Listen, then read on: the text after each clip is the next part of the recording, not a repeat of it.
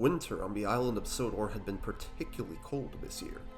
Thomas's driver shivered as he prepared his engine for the night. "Weather report says we're in for it," said the driver. "You'll be needing your snowplows tomorrow." Percy and Toby grinned smugly. They knew just what Thomas thought of his snowplow. "I wonder," teased Percy, "if Terence still had to manage his crops in the winter, whoever would come to pull you out instead?" "Nobody," said Thomas, dryly, "because I never leave my snowplow behind now. I deserve that much credit." "Just you be careful," Percy continued. "It seems there's always something going wrong for you come winter time. Think you can manage?" "That's rich coming from the most accident-prone engine on the line," huffed Thomas. "Winter won't get the best of me, thank you."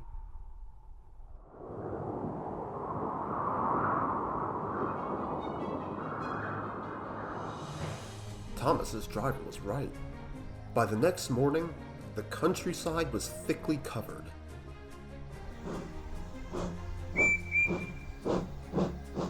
Thomas could not go as fast as usual. He shivered while waiting at signals and stations, and savored every bit of warmth his fire could give him. Soon, when they reached the junction on their return journey, Thomas's firemen wanted to top up his water tanks, but they found the water column had frozen solid overnight. "Never mind, Thomas," he said. "We'll just have to hold out until the end of the line. We'll get some water there."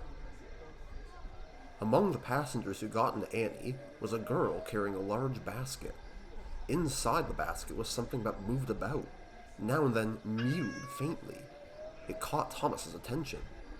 Suddenly, a pair of eyes and ears poked out from a blanket. "Don't be alarmed, he's harmless," laughed the girl. "I'm taking my cat to my sister's. She's going to look after him while I go away for Christmas."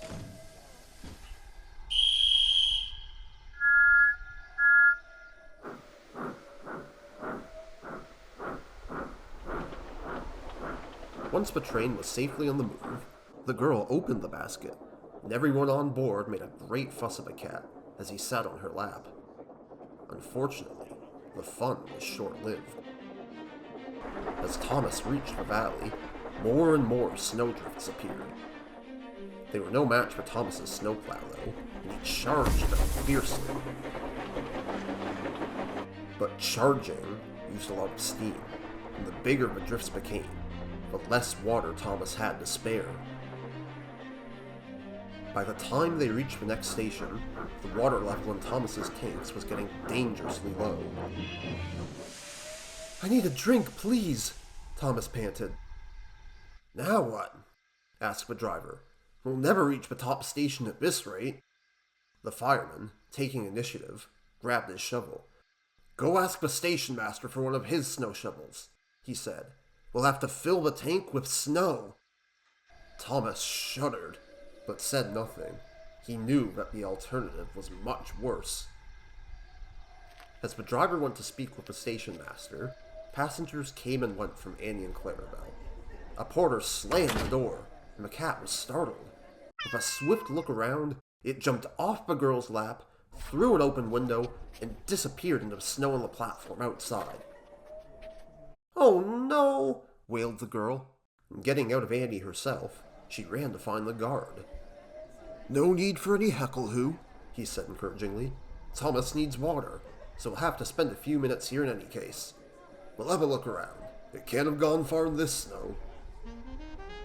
Some of the passengers got out to help with the search as well, and as they wandered the platform, the fireman clambered to the top of Thomas's tank, and the driver passed a snow shovel up to him. Then, he took his place on the ground and began throwing shovelfuls of snow upward, aiming for it to land on a tank beside the fireman. Not all the snow reached its target though, and each time he threw some, it hit Thomas's boiler. Thomas shivered bitterly. "Can you work on your aim down there?" called the fireman.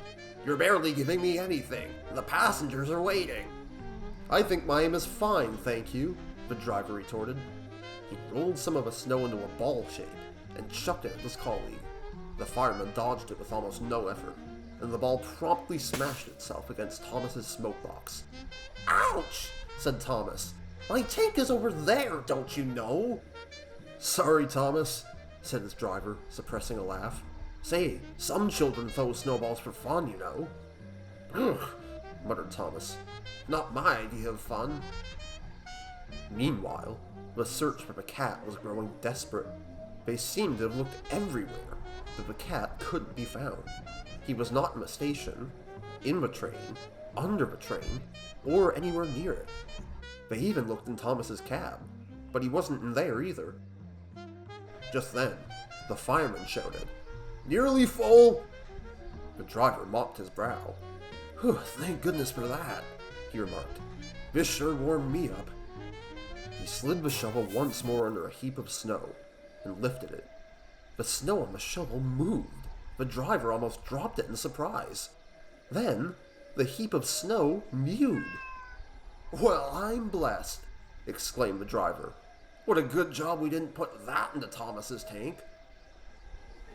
They went to find the station master, who gave them an old towel. Then, when the cat had been thoroughly dried, the porter gave it some milk, and then the cat's owner thankfully put her animal back in his basket. Later, in the sheds, Thomas told Percy and Toby all about his adventure. "Therefore," he finished, "I think there's others out there who handle winter far worse than I ever would, even at my lowest." "I'm glad the lady got her cat back," said Percy, completely ignoring Thomas's declaration. "Now she can go away and have a happy Christmas after all." "Yes," Thomas muttered. "That was lucky. Fish are bad enough, but I wouldn't want a cat swimming around in my tank." He paused impressively. "But I'll tell you something else," he added. "Take my advice, and never go snowballing. I don't see the fun in it."